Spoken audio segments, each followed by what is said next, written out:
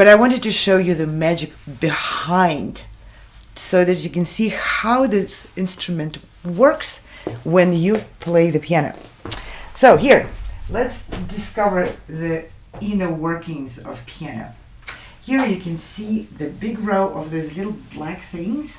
Those are called dampers, and they work like this. When you push the key on the piano, the dampers go up and release the strings, and then the strings can vibrate very freely. Now, if they just keep vibrating, then it's going to be dirty or mixed up sound. So when you release the key, the damper goes down and closes the string. You can see there's 3 strings for each. Why is that? That's because at the high register, the strings need to be very short, and the sound is not going to be very powerful, so it's doubled up and tripled up.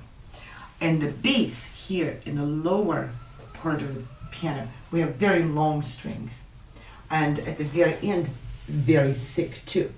They all come to the dampers, and they all work the same way. Now, these are tuning pins. These are pins which are used to change the pitch of each sound, each note, to make it, in tune with each other. This takes an enormous amount of work to tune the piano, because there's 88 keys and almost 300 tuning pins. And there's a lot of other little things in there, and you might wonder why the strings are not straight. And that was a newer invention that helped with making the sound more pleasing. Now over here, we're looking at this wing.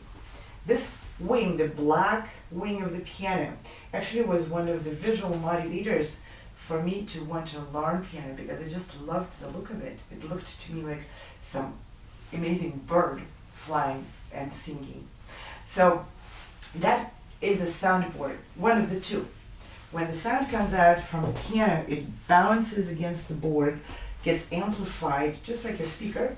So basically this is like one of the speakers. And it gets mixed together and creates beautiful echoes and beautiful sonorities in there. Piano has 3 legs, right there. 1, 2, and 3. And it has also another thing which looks like legs, but it's not legs, it's pedals.